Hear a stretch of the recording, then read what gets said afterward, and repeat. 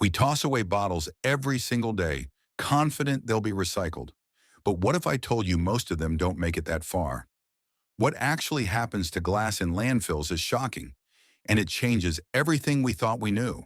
The Daily Toss: Why we're so confident in glass recycling, but should we be? We kick off our journey into the hidden world of glass waste by examining the everyday habit that's become second nature, tossing that empty bottle into the recycling bin with a pat on the back for doing our part. But hold on, what if that feel-good moment is built on a shaky foundation? In this chapter, we dive deep into the myths surrounding glass recycling, starting with the staggering statistics that only about 31 to 33% of glass containers in the U.S. actually get recycled, leaving over 9 million tons dumped into landfills each year. We'll explore how single-stream recycling systems, meant to make things easier, often lead to contamination where broken glass shards mix with plastics and papers, rendering entire loads unusable and sending them straight to the trash heap. Drawing from industry reports, we'll uncover how economic factors like the high cost of sorting and transporting heavy glass play a villainous role, with recyclers opting to landfill it instead of processing it.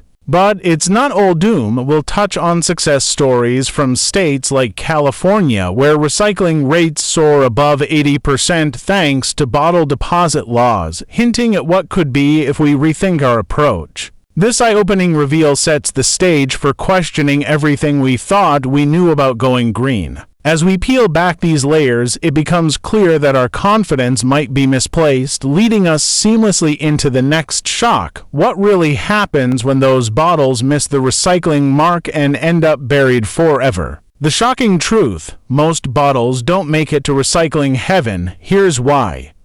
Building on the illusion of effortless recycling, this chapter pulls no punches in exposing the brutal reality. The majority of our discarded glass bottles are doomed from the start, never reaching the recycled promised land. What if I told you that contamination isn't just a minor hiccup but a massive roadblock, with broken glass embedding into other materials during collection, making separation a nightmare that's often too expensive to bother with? We'll break down the data showing how 10 million metric tons of glass hit U.S. landfills annually, driven by factors like inadequate cleaning by consumers, leftover food residues turning potential recyclables into trash, and the shift away from multi-stream systems that once kept glass pure. Experts from sources like the Glass Packaging Institute highlight how market demands glass is heavy, costly to ship, and competes with cheaper virgin materials, so why recycle when landfilling is cheaper? This chapter ramps up the alarm by sharing real-world cases, like cities ditching glass from curbside programs altogether, forcing residents to seek drop-off points or face the landfill fate.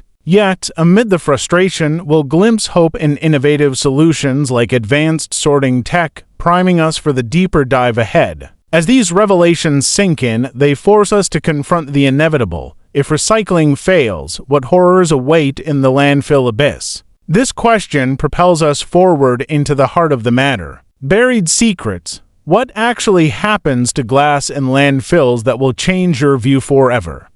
Transitioning from the failed promises of recycling, we now unearth the chilling fate of glass once it's condemned to landfills, a place where decomposition is a cruel joke that lasts eons. Imagine this: a single glass bottle, tossed away in confidence, now languishing in a massive dump where it won't break down for 1 to 2 million years, if ever. In this chapter, we'll dissect the science behind glass's immortality.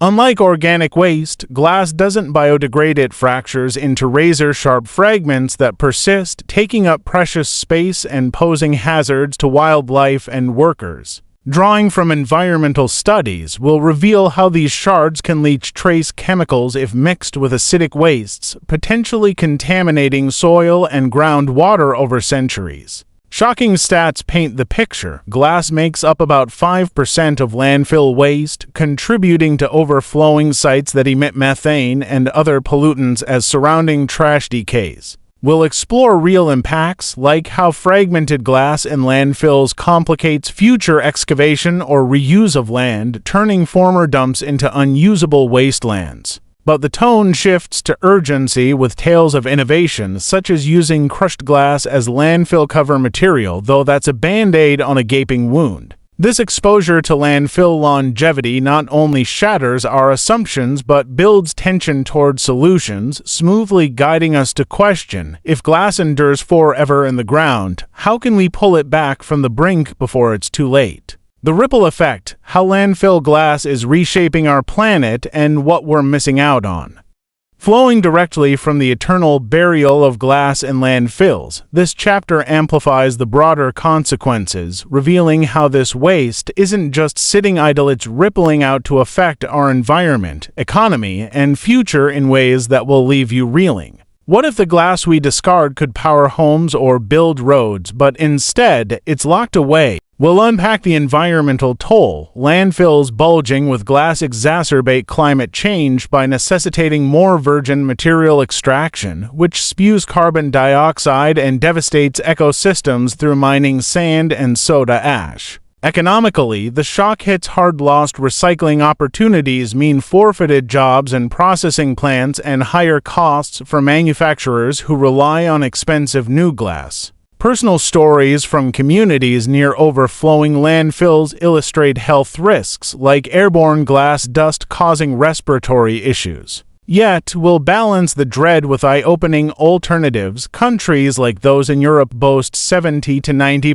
recycling rates via deposit return schemes, saving resources and creating circular economies. This chapter heightens the stakes, showing how our toss-away culture perpetuates a cycle of waste, but it also teases redemption, leading us inevitably to the final call. Armed with this knowledge, what bold steps can we take to rewrite the ending? Rethinking everything, shocking reforms, and how you can turn the tide on glass waste. Culminating from the cascading revelations of misplaced confidence, failed systems, eternal landfill horrors, and global ripples, this final chapter empowers you with actionable insights to challenge the status quo and reclaim control over glass's destiny. But what if transforming this shocking waste crisis starts with you? What simple shifts could ensure your bottles actually get recycled? We'll outline revolutionary reforms like expanding bottle bills nationwide to boost rates to 80% plus, investing in optical sorting tech to combat contamination, and pushing for producer responsibility laws that make companies accountable for their packaging. Drawing from success models such as Germany's efficient reuse systems, where bottles are refilled up to 50 times, will demonstrate how these changes could slash landfill glass by millions of tons. Conserve energy. Recycling one bottle saves enough to light a bulb for hours, and foster innovation like turning waste glass into eco-friendly concrete. The tone wraps with hopeful urgency, urging personal actions, rinse your recyclables, support local drop-offs, and advocate for policy changes. By the end, you'll see how this knowledge changes everything, not just about glass, but about our role in a sustainable world. Though the system's flaws, why good intentions and great tech aren't enough.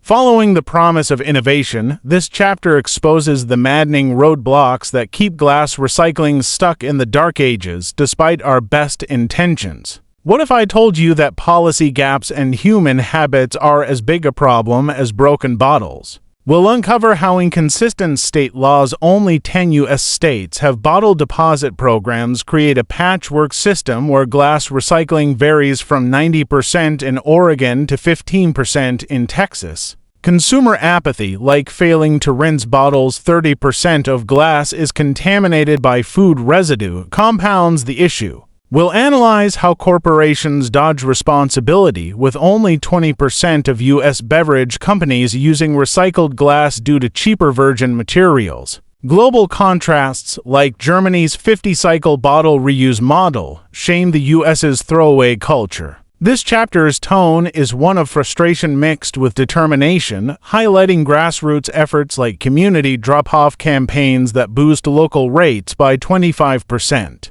As we grasp these systemic failures, we're driven to the final question: how can we, as individuals and societies, break this cycle? This sets up the concluding call to action. Power in your hands: how to change the glass game. Forever, capping our journey from misplaced trust to systemic flaws, this chapter empowers you with bold, practical steps to ensure glass bottles don't end up as eternal landfill relics. What if I told you that your actions, combined with collective reform, could cut landfill glass by millions of tons? We'll outline game-changing moves, advocate for nationwide bottle bills states with them recycle 60% more glass. Support optical sorting investments each machine saves 50,000 tons of glass yearly and demand corporate accountability through extended producer responsibility laws. Personal tips: shine rinse bottles thoroughly, use drop-off centers, find them via Recyclination, and buy from brands prioritizing recycled glass. We'll spotlight success stories like Colorado's 2020 for Deposit program that boosted rates to 75% and innovative uses like glass-based roadbeds saving 15% on asphalt costs. The tone is urgent yet uplifting, emphasizing that this shocking waste crisis can be flipped with effort. As we close, you're left not just informed but inspired. Every bottle you save from the landfill rewrites the future, starting now. The global divide: why some countries crush glass recycling while others fail. Picking up from the call to action, this chapter zooms out to expose a staggering global disparity. While we struggle with glass waste, some nations have turned recycling into an art form. What if I told you that countries like Sweden recycle 90% of their glass, while the US lags at 31%, and the reasons will shock you? We'll dive into Europe's deposit return systems, where consumers return bottles for refunds, boosting rates to 70 to 90% in nations like Germany and Denmark. European Environment Agency 2024. These countries reuse bottles up to 50 times, slashing landfill waste by millions of tons. In contrast, we'll reveal how developing nations like India landfill 60% of glass due to weak infrastructure, creating mountains of eternal waste. Cultural attitudes play a role. Japan's meticulous sorting habits achieve 80% recycling, while U.S. consumer apathy 30% of glass is contaminated by food residue sabotages efforts. Economic incentives, like Germany's 25-cent bottle deposits, are game changers, yet the U.S. resists due to industry lobbying. This chapter blends awe at global successes with frustration at avoidable failures, urging us to learn from the best. But how did we get here? This question pulls us into the historical roots of our glass waste crisis. The roots of waste: how history shaped our throwaway glass culture. Flowing from global contrasts, this chapter unearths the historical missteps that cemented our toss-and-forget mentality. What if I told you that the glass waste crisis began decades ago, when convenience trumped sustainability? We'll trace the shift from reusable glass bottles in the 1950s, when milkmen refilled containers, to the 1970s rise of single-use packaging driven by beverage giants like Coca-Cola. By 1980, disposable bottles surged, with U.S. glass production hitting 15 billion units annually, yet recycling infrastructure didn't keep pace. EPA archives. We'll explore how the decline of multi-stream recycling in the 1990s, replaced by single-stream for cost savings, spiked contamination rates to 40%. Policy failures, like rejecting national bottle bills under industry pressure, left states fragmented. Only 10 have deposit laws today. Stories of past successes, like 1960s community bottle drives, contrast with today's landfill reality, where 10 million tons of glass are buried yearly. This historical dive shocks with how far we've strayed, setting the stage for the next question: how does this waste shape society beyond the landfill? The answer lies in the social impacts ahead. Society's blind spot: how glass waste fuels inequality and injustice. Building on historical missteps, this chapter reveals a gut-punching truth: glass waste isn't just an environmental issue, it's a social. What if I told you that landfilled glass disproportionately harms marginalized communities, changing how we see waste? We'll uncover how landfills, often sited near low-income or minority neighborhoods, expose residents to glass dust pollution linked to respiratory issues. with studies showing 20% higher asthma rates in these areas. Environmental Justice Journal 2024. Meanwhile, wealthier suburbs enjoy better recycling access, creating a stark divide. Rural areas have 50% fewer drop-off points than urban ones. We'll share stories like a Detroit community fighting a nearby dump where glass shards contaminate soil, raising health costs by $2 million annually. Globally, informal recyclers in places like Brazil risk injury sorting glass for pennies while corporations profit. Yet, hope emerges from grassroots movements like urban co-ops boosting local recycling by 30%. This chapter's shocking inequities demand action, leading us to wonder, how does this crisis affect future generations? This question drives us into the next chapter's long-term stakes. The next generation, how glass waste threatens our children's future.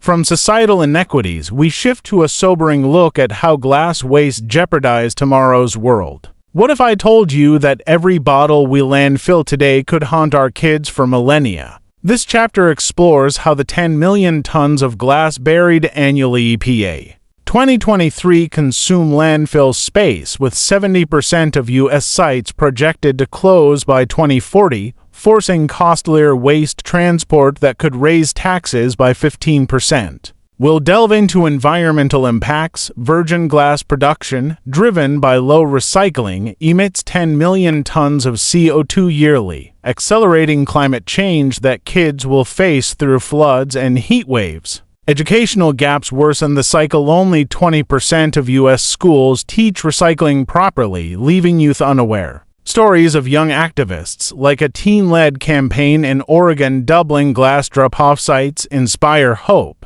Innovations like glass-to-energy projects saving 5% on power costs hint at a brighter future. This chapter's urgent tone, blending fear for tomorrow with youthful action, pushes us to ask, can industries shift to save the planet? This leads to the corporate accountability focus next. Corporate culprits, how big business fuels the glass waste crisis.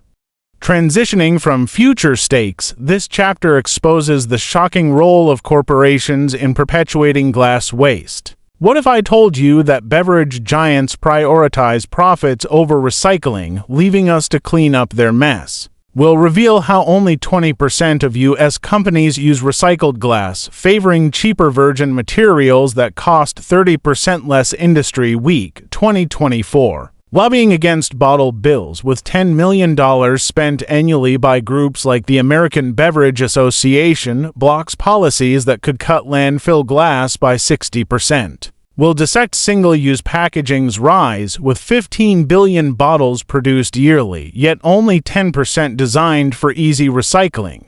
Case studies like a brewery switching to 50% recycled glass and saving $1 million show what's possible. Consumer boycotts boosting eco-friendly brands by 25% add pressure. This chapter's indignant tone demands corporate reform, raising the question, can policy force change where companies won't? This sets up the next chapter's legislative deep dive. Policy power, laws that could stop glass waste in its tracks. Following corporate accountability, this chapter dives into the legislative fixes that could slam the brakes on glass waste. What if I told you that a single law could double recycling rates, but politics stand in the way? We'll analyze bottle deposit laws, proven to boost rates to 80% in states like Michigan, yet only 10 states adopt them due to industry pushback, costing $5 million in lobbying yearly. We'll explore extended producer responsibility EPR laws, like those in Europe, where companies fund recycling, cutting landfill glass by 50%.